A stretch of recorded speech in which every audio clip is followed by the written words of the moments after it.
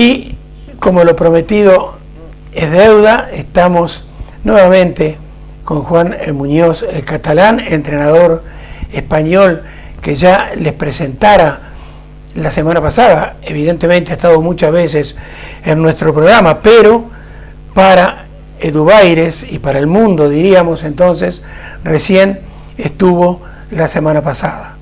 Le decíamos que íbamos a hablar acerca del fútbol mundial, de lo que está pasando en cada uno de los continentes donde se juega este multitudinario fútbol.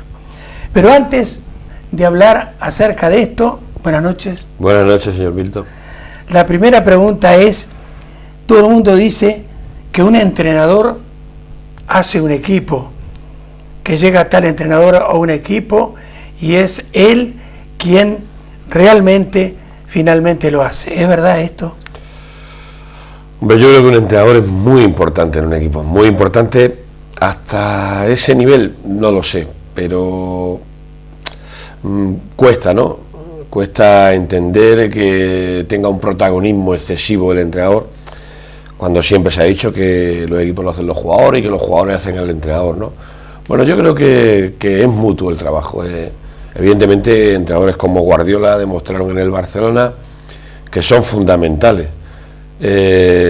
Pongo el ejemplo del Barcelona porque si recordamos el Barcelona de Rijkaard en la última etapa, donde el Barcelona pareció perder el ritmo y decayó un poco, había jugadores como Ronaldinho, Deco, Messi, Iniesta, Xavi. Todos esos jugadores ya estaban. Sin embargo, el Barcelona no tenía esa chispa. Y la llegada de Guardiola fue entrenador, fue psicólogo, fue motivador, fue tantas cosas que convirtió a su equipo a su imagen y semejanza y aportó por lo menos un 60% en beneficio del equipo. Otra cosa que muchísima gente se pregunta, y es polémica, sobre todo en el Río de la Plata, en los bares, y sobre todo también con los jugadores de antes y los jugadores de ahora, en cuanto a que evidentemente los que ya pintamos canas decimos que el fútbol de antes era mejor que el de ahora, y los de ahora dicen que es mucho mejor el de ellos. Entonces, la pregunta sería, ¿era mucho más difícil jugar antes al fútbol que jugar ahora? ¿Y si ha cambiado? ¿En qué ha cambiado fundamentalmente? Hombre, el fútbol ha cambiado en muchísimas cosas. Yo no estoy de acuerdo en que lo de antes fue mejor que lo de ahora, ni que siempre se dijo, fue mejor lo de antes que ahora, no. Si en la sociedad, si evolucionaron los coches, los vehículos, los aviones, las personas, los estudios, las carreteras, el fútbol también. Ha mejorado porque en muchísimas facetas. Primero, el mejor y mayor uso de las cualidades físicas de cada jugador, por los preparadores físicos, como ustedes le llaman, los profes, ¿no? Gente que ha aportado muchísimo al fútbol, con lo cual se ha evolucionado físicamente. El jugador es más rápido, el jugador es más fuerte y el jugador es más técnico. Lo que pasa es que es más competitivo, es más difícil. Antes se paraba el balón, se levantaba la cabeza y se pensaba. Ahora hay que pensar antes de recibir el balón, con lo cual no es cierto. Lo único que sí es cierto, que es distinto, es que el fútbol antiguo era más violento, no más agresivo. Cuando hablamos de agresividad no hablamos de violencia, sino de intensidad, de proximidad, de vigilancias más férreas, de marcajes más duros. Pero evidentemente el fútbol para mí ahora es mejor. Hay muchos futbolistas más buenos. No quiero ni pensar qué sería Iniesta hace 40 años o qué sería Messi hace 50. Está claro que en la actualidad han demostrado ser grandes futbolistas. Posiblemente Pelé y Di Stéfano ahora también lo serían. Pero bueno, también me quedaría la duda, ¿no?, de hasta dónde llegaría. Yo creo que el fútbol ha evolucionado mucho, que ahora hay más jugadores que antes, que todo el mundo puede jugar, con lo cual hay más posibilidades de que salgan más grandes jugadores. Y no es cierto que el fútbol de antes fue mejor, en absoluto. No estoy de acuerdo. Creo que los aspectos físicos y técnicos y tácticos han evolucionado tanto de forma impresionante. El entrenador está mucho más preparado, más cualificado, mejor académicamente. Hay muchos factores que indican que el fútbol ha progresado muchísimo. Te cuento una anécdota. Ya en los años 50, precisamente a fines de los años 50, Juan Alberto Pepe Schiaffino fue quien hizo el primer gol en la final de Maracaná, cuando Uruguay le ganó 2-1 en Brasil, la final del Campeonato Mundial del 50. Pues Pepe Chiagino, con quien fuimos muy amigos, él ya desapareció, él me decía, fíjate, Catalán, lo que él me decía. Y si yo jugaba en Peñarol, en Montevideo, años 48, 49, hasta el 50, porque después del Mundial le fue a Italia, y si yo recibía una pelota, dice, podía ponerle el pie encima, saludar a algún amigo en la grada, me podía sentar, tomar un mate, como tomamos nosotros, dice, después recién levantarme y mirar a ver qué iba a hacer. Dice, cuando fui a Italia, en el año 54, después del Mundial de Suiza, porque él siguió 4 años más en Montevideo, fue al Milan, tuvo 6 años, después estuvo en la Roma, dice, me respiraban en la nuca, dice, no tenía tiempo a pensar, y estamos hablando de principios de los años 60. Ya en aquella época, acá en Europa, se jugaba a otro ritmo muy distinto al que se jugaba en América. Ahora bien, en el mar, el pez grande siempre se come al chico, nunca el chico se va a comer al grande. Pero ¿por qué en fútbol tantas veces el pez chico se come al grande? Bueno, primero hay un factor importantísimo, que el fútbol es un deporte colectivo, es un deporte que juegan 11, no 1. Si fuese 1 contra 1, difícilmente nadie le ganaría a Messi, muy difícil, ¿no? Pero es un deporte colectivo donde influyen muchísimos factores. Como juego que es, el azar y la suerte también influyen. Una jugada esporádica, una vez que un partido que te quedas con 10 en el minuto 5 de partido, un gol de penalti, 2 goles de falta directa. Hay tantos factores donde el pequeño se puede defender ante el grande. En una liga regular, de los 3 grandes al final gana 1. Pero en un partido, en una final, en una eliminatoria, es grande ver como equipos pequeños son campeones. Ahora lo vimos en la Copa de Europa. Todo el mundo soñaba con una final Madrid-Barça y la final fue Bayern-Chelsea. Y están muy lejos esos 2 equipos del Barça y del Madrid. Pero forma parte de la grandeza del fútbol. El trabajo del entrenador del Chelsea, el trabajo del entrenador del Bayern, la mentalización, la agresividad, la intensidad, la concentración. Tantos factores que hacen el fútbol bello. Si siempre ganaran los mismos también sería aburrido, ¿no? Yo creo que siempre ganando pues no sería positivo. Y el fútbol es tan grande y tan bonito precisamente por eso, porque es incierto.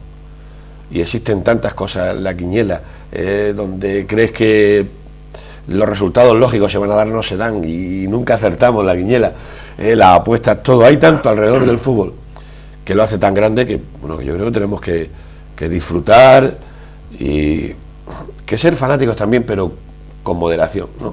Pero disfrutar mucho de ello. El fútbol es muy grande y gracias a Dios mañana le puede ganar el Granada al Barcelona, al Madrid o yo que sé, o Liverpool a Boca perfectamente, ¿no? O a Estudiantes de La Plata o yo que sé, o un equipo menor, a Peñarol o a Nacional, ¿no? Yo creo que queda mucho.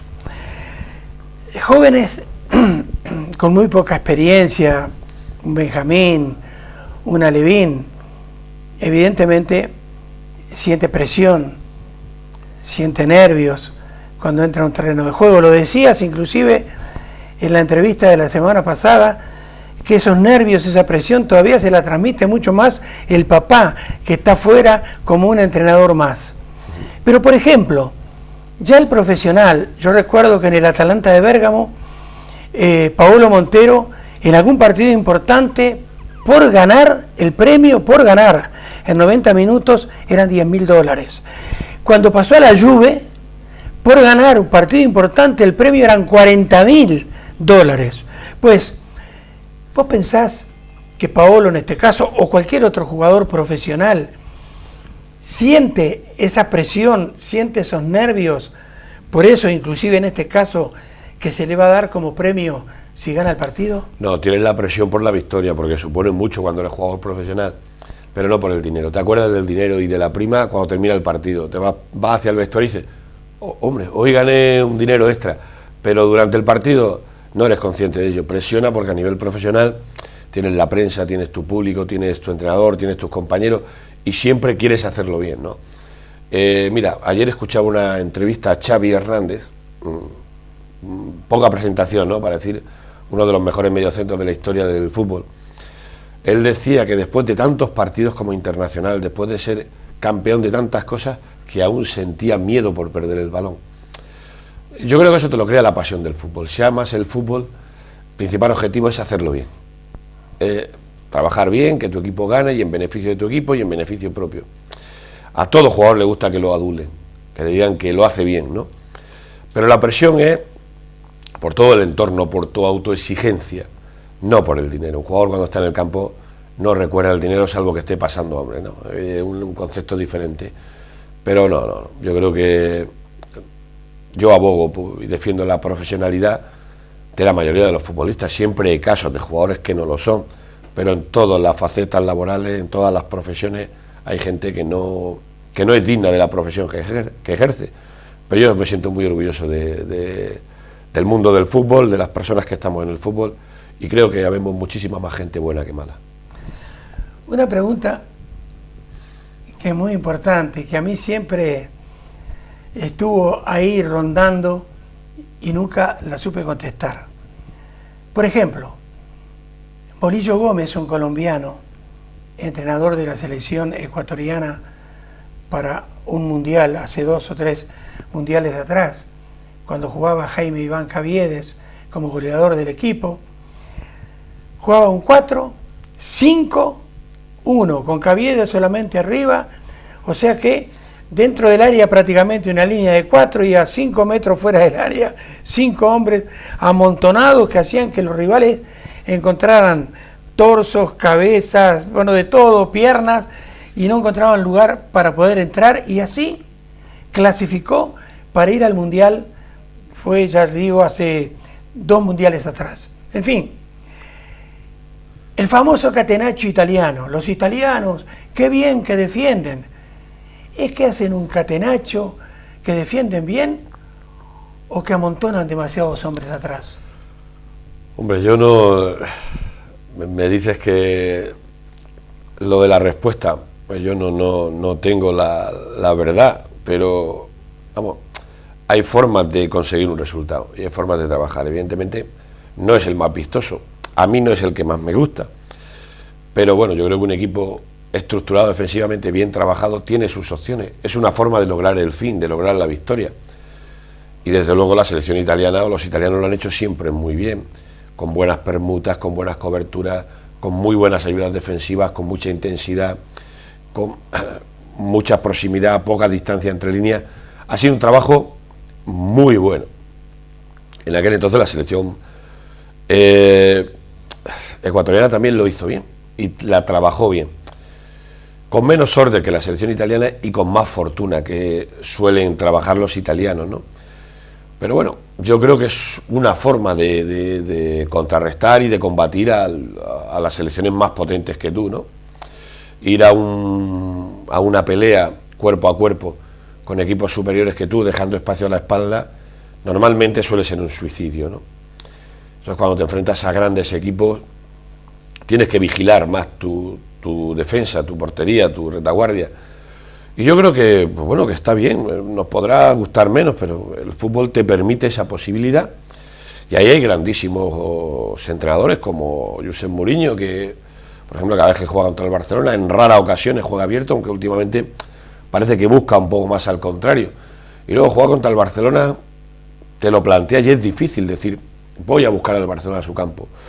Complicado, a veces es difícil, pero yo creo que con un buen trabajo táctico forma parte del fútbol y tiene su belleza. Un buen trabajo defensivo, si el amante del fútbol lo sabe apreciar. Yo creo que es el fruto de un buen trabajo de los entrenadores. Muy bien, pasemos a hablar de los continentes. Nos vamos a hablar de la Antártida porque evidentemente... Pues no hay fútbol. Exacto, y no tiene una población estable también. Hablemos de las otras 5.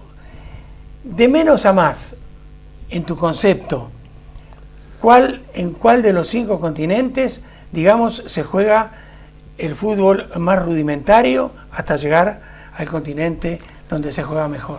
Hombre, evidentemente el fútbol asiático, Asia, Oceanía, yo creo que están muy lejos de nosotros. Yo creo que tienen todavía problemas de concepto y problemas de aprendizaje. No tienen tampoco los técnicos adecuados para ese proceso evolutivo de los jugadores o para el aprovechamiento de las cualidades del jugador asiático. Porque al final en el sitio que se juega mucho al fútbol tienen que salir buenos jugadores, seguro. Pero bueno, yo creo que le faltan todavía muchísimas cosas y están lejos. Ahora existe un proyecto Wanda, que hay chinos en el Atlético de Madrid, en el Valencia y en el Villarreal, donde el objetivo de ellos es que hagan una preparación y 2-3 años llevárselos allí, ¿no? Para intentar hacer selecciones potentes. Yo creo que sería mejor llevarse los buenos técnicos allí, pero bueno, pues al final son decisiones de ellos. Si les sale bien, justificará el hecho, ¿no? Luego Oceanía está muy lejos toda la vida. Yo creo que, me doy por vencido, creo que no van a evolucionar. Luego tienes África, que es el león dormido. Recuerdo que con las Águilas Negras, Nigeria, Camerún, se dijo aquí, de aquí viene el fútbol moderno, de aquí llegarán los próximos campeones, África tendrá las mejores selecciones del mundo. Yo recuerdo cuando aquello se decía, con Nigeria, con Camerún, con Roger Millar, con Kanú, y yo miraba y decía, yo esto no me lo creo, no me lo creo.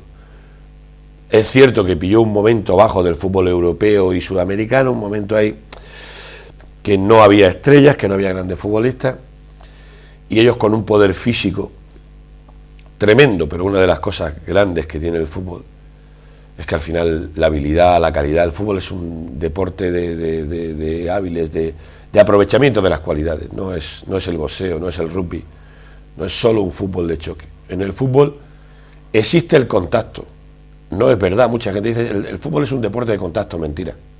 El contacto, depende de qué contacto, está sancionado.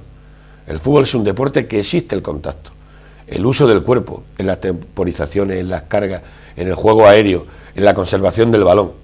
Pero no es un deporte que valga el contacto de cualquier forma, no es verdad. Entonces, al final, el fútbol de calidad se impone, en la mayoría de las ocasiones. Por eso, aunque Italia ha ganado mucho, tiene más mundiales Argentina, tiene mundiales Alemania, tiene mundiales España, tiene mundiales Uruguay. O sea que en algo salimos beneficiados. Yo creo que África se ha quedado también. No tiene medios, no tiene instalaciones, muchísimos técnicos de los que los clubes profesionales, cuando van a África, la mayoría cuentan o contamos que tú llegas a sitios donde no hay nada, donde hasta las líneas del campo te las tienes que imaginar. Eso dificulta mucho el trabajo.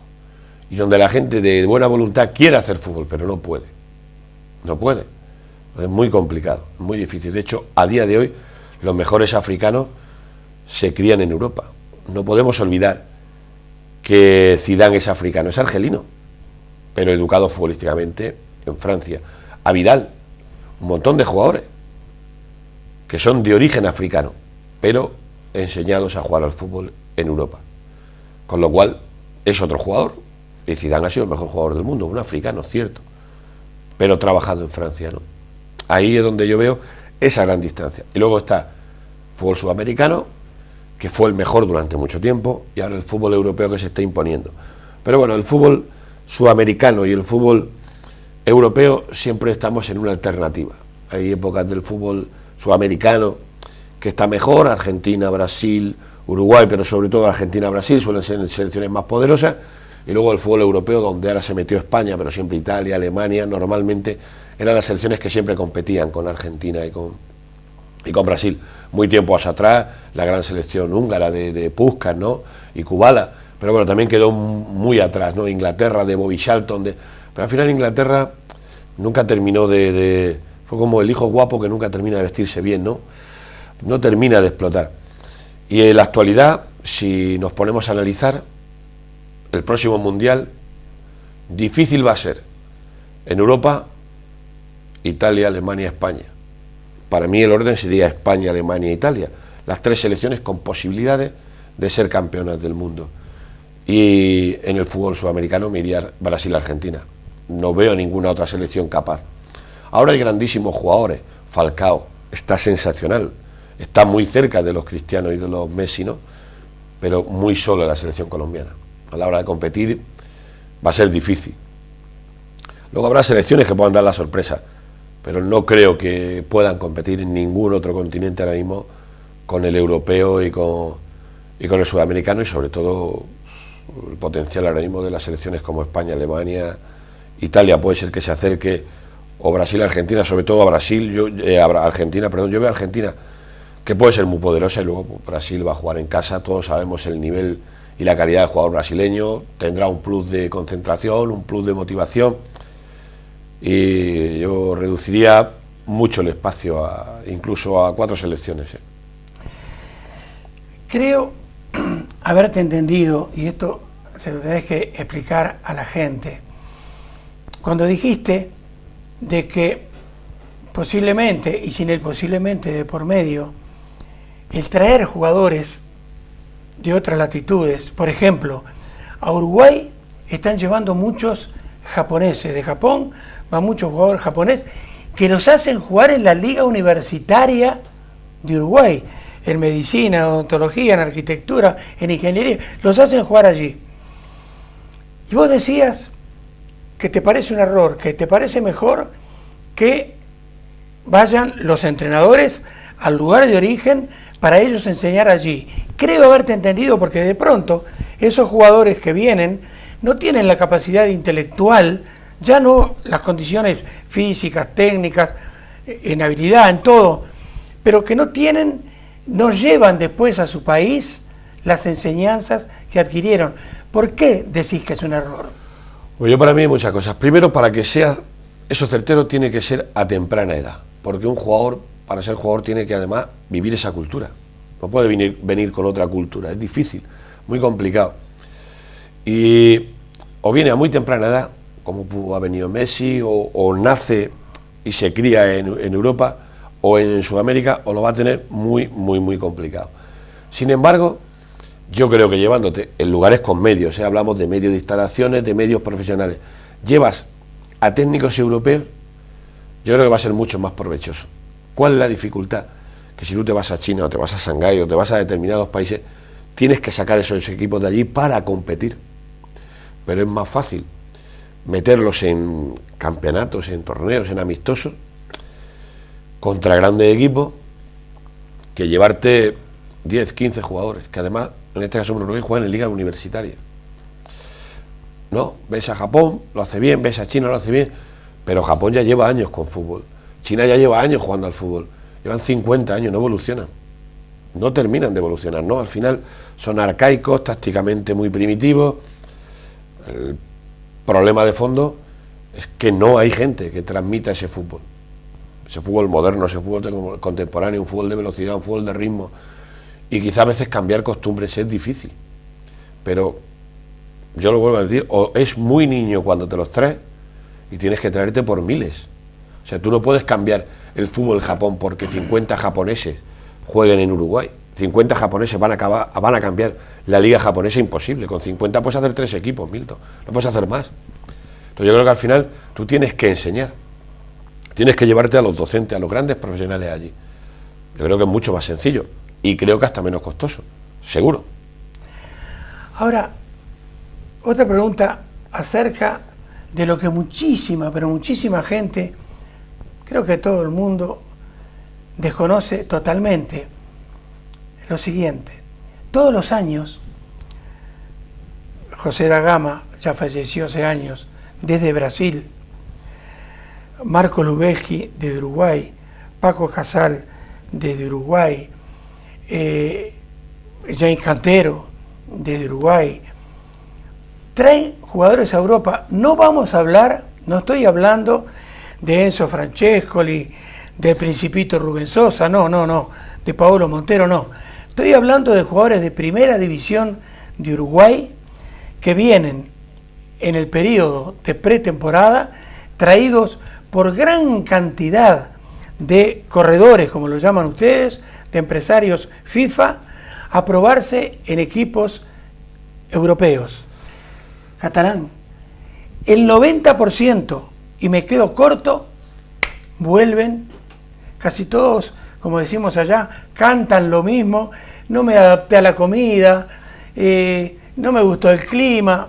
No los contrataron porque no rindieron. ¿Por qué entonces sucede que la gran mayoría de los jugadores de primera división ya no solo de Uruguay, de Argentina, de Brasil, que vienen a prueba a equipos europeos, vuelven fracasados. Hombre, hay dos motivos. Yo diferenciaría dentro del fútbol uruguayo, del fútbol argentino, fútbol Brasil, el jugador superclase, el buen futbolista y el jugador de una liga menor. No podemos equivocarnos y es así. No quiero con ello desmerecer nada, pero en la actualidad es así. Posiblemente por lo que ustedes llaman la plata, por el dinero, ¿no? Por la plata, pues bueno, pues los grandes futbolistas se vienen a Europa, porque es donde más dinero cobran, ¿no? Pero evidentemente hablamos de un jugador de perfil medio, de un jugador que aquí en España puede jugar en segunda división o en equipos menores de primera división. Aquí triunfan, y lo has dicho, los Forlán, los Kun Agüero, los grandes. Jugador mediocre, juega en equipos mediocres o en segunda división, y evidentemente la mejor excusa del hombre pues es no contar la verdad, es decir, bueno, pues me pasó A o B o C, ¿no?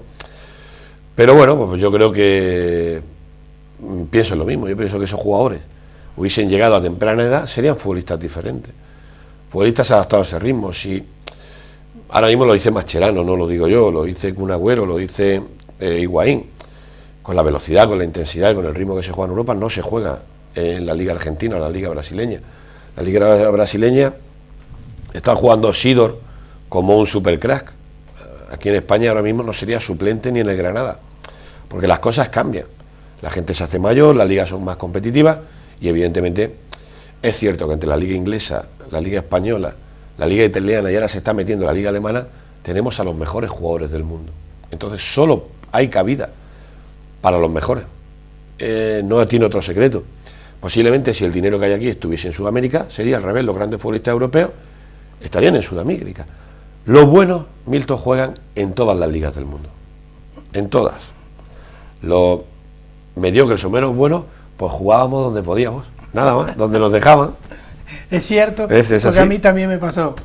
Ahora bien, la mentalidad, y esto es importantísimo, de jugador de antes a jugador de ahora. Yo recuerdo anécdotas risueñas. Ian Rush, el galés, fue a jugar a Italia, no se adaptó, volvió al país de Gales y dijo, y yo no me adapté porque allí era como si estuviera jugando en un país extranjero. Eso lo decía Ian Rush increíblemente. George Best, por ejemplo, que también todo el mundo sabe quién fue como jugador, también decía, bueno, yo me gasté prácticamente muchísimo dinero en el alcohol, en las mujeres, en los caballos, y todavía el resto que me quedaba lo malgasté. En Uruguay, bueno, anécdotas, cualquier cantidad de jugadores que decían barbaridades, porque su preparación mental, su capacidad intelectual era bajísimo. Contaba la de Piolín Cincunegui, que le dijeron que había corrido tanto que parecía que tenía 10 pulmones, y él dijo, no, le dijo al periodista, yo tengo uno como todo el mundo. En fin, esa mentalidad de ese jugador de nuestra época, de cuando jugábamos nosotros, es la misma que la del jugador de hoy en día. En absoluto. Ahora tenemos un vivo ejemplo. Yo tengo que tener cuidado con lo que digo, posiblemente por la de gente que, bueno, que en Argentina puede ver el fútbol, pero yo creo que hay un ejemplo importantísimo, que, bueno, posiblemente él no se va a enterar, pero bueno, si enterara diría quién es este Pelele, ¿no? Pero yo creo que Maradona es el vivo ejemplo de esas carencias, de un hombre que fue Dios en el fútbol y que posiblemente con otro nivel cultural, con otra educación y con otra preparación hablaríamos también de un grandísimo entrenador, o de uno de los mejores del mundo, puede ser. Pero los derroteros de su vida lo han equivocado y no ha sido precisamente, no es un ejemplo para el mundo del fútbol, mi opinión. Lo siento mucho, yo eso lo tengo muy claro. Y es cierto que en aquella época jugadores como Garrincha, como Cholo Sotil, tiraron su vida en el mundo del alcohol. Julio Alberto hace poco en el mundo de la droga, es un hombre distinto, que ha asumido que se equivocó y que ha buscado su cura y a día de hoy está curado, ¿no? Pero bueno, buscando un camino diferente al de Diego Armando Maradona. El jugador de ahora está más preparado y su entorno está más preparado. El agente FIFA está más preparado.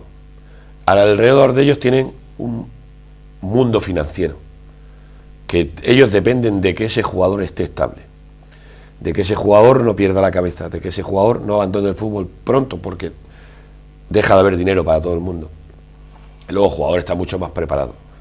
con mucho más nivel cultural, con mucho más nivel académico, y el entorno ha propiciado una mejor educación, y el futbolista aprovecha más sus medios económicos y no malgasta el dinero como lo malgastaban antes. Ahora lo pueden malgastar en una casa, en un barco, en un coche que a lo mejor no es un coche adecuado para ellos, pero no tiene nada que ver. La cultura, por eso digo que ha evolucionado, y ha evolucionado todo. El ciudadano a nivel intelectual, a nivel físico, a nivel deportivo, en todos los ámbitos, la sociedad, ha evolucionado. Solo hay un aspecto en el que yo creo que hemos retrocedido, que es en ser padres. Porque hoy en día el mayor enemigo del jugador es su padre, o los padres. No quiero decir el padre como tal, ¿no? Pero yo creo que ha cambiado mucho, no tiene nada que ver con el futbolista de antes al de ahora.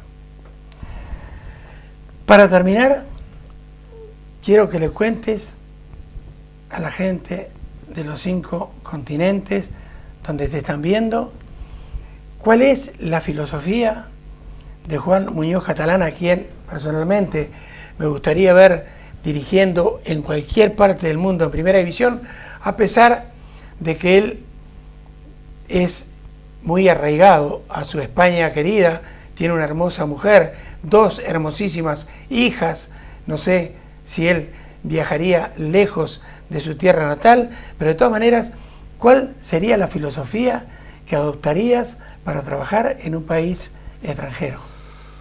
Hombre, yo creo que, primero yo, no sé, lo digo desde la máxima modestia, tampoco quiero, pero bueno, el fútbol ya, en la entrevista dijimos que tiene muchos factores para conseguir los medios, pero sobre todo es el trabajo. Yo el único secreto que conozco es el trabajo, y un trabajo cualificado y un trabajo bueno, y al fútbol se juega con el balón. Yo, evidentemente, creo que el 90% del trabajo de un entrenador con su equipo, el balón tiene que estar ahí. No puede. Yo creo que las cosas han cambiado. Antiguamente se corría mucho y poco balón. Fundamentalmente el balón es el objeto con el que se juega, y las porterías el fin para poder ganar. Tienes que defender 3 palos y meter una pelota sobre 3 palos. Ese es el objetivo principal, conseguir el medio y adaptarte siempre al equipo que tienes. Yo creo que los grandes entrenadores no llevan un sistema interpuesto. Yo creo que eso es un error. Si yo voy al Granada no puedo entrenar o trabajar como en el Barcelona porque no tengo los mismos jugadores. Tendré que adaptarme y sacar el mayor provecho de los jugadores del Granada para conseguir los mejores resultados.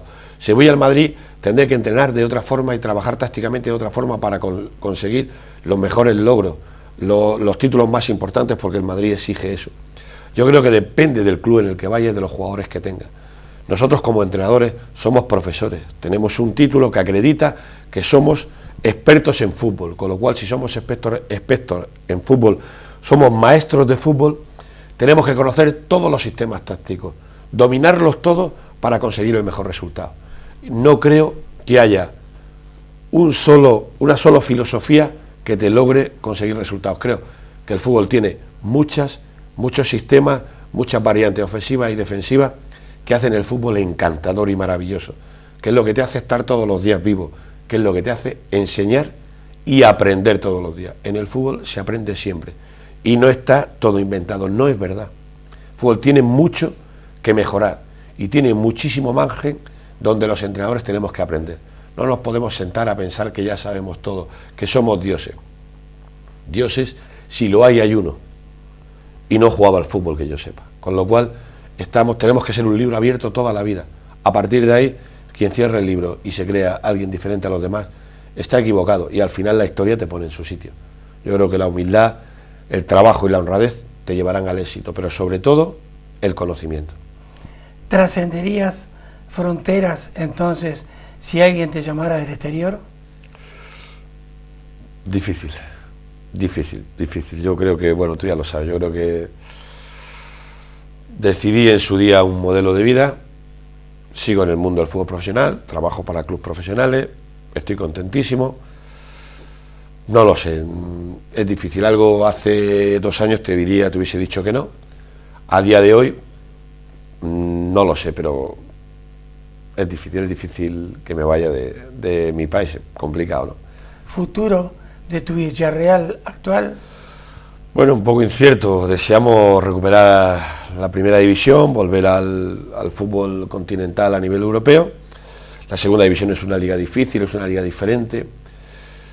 Y bueno, ahora mismo tenemos fe de por lo menos poder jugar liguilla y tengo mucha fe de que el equipo pueda ascender, pero a día de hoy es difícil adivinar. Yo creo que nos falta un proceso de adaptación y yo creo que si nos adaptamos ascenderemos, pero si no nos adaptamos lo vamos a pasar mal, porque para nosotros todo lo que no sea recuperar la primera división será un trabajo mal hecho.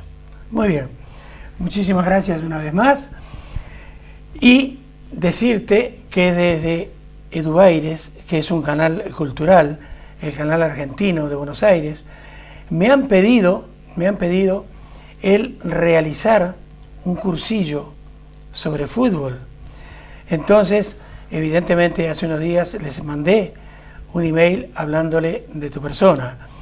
Un cursillo que inclusive sería pago por niños de todo el mundo. Ellos tienen un aula virtual que es allí, digamos, donde el cursillo se da. ¿Estarías dispuesto? Hombre, yo estaré dispuesto. De hecho, soy profesor de la escuela de entrenadores. Bueno, no me importaría, pero lo que sí quiero quedar claro es que no tengo el poder absoluto, no me importa, y además me gusta la docencia y depende de lo que ellos busquen como objetivo y como seguimiento. Y a nivel de aprendizaje, por supuesto que estoy dispuesto a colaborar en cualquier aspecto del fútbol. Y vamos, me gusta esa labor también. ¿Podría ser? Claro que sí. Muy bien. Señores de Edubaires, entonces ya lo saben, que él estaría dispuesto a dar un cursillo y nada, terminar con broche de oro, como hemos terminado este programa de hoy, hablándoles de un gran orgullo que nosotros tenemos, el ser amigos personales de Alcides Edgardo Guilla, que fue quien hizo el gol de la victoria, el 2-1 en Maracaná, que un día me dijo personalmente, dice: Milton, dice, Frank Sinatra, el Papa y yo, dice, fuimos las únicas 3 personas que logramos silenciar a 200.000 almas en Maracaná. Hasta la semana que viene.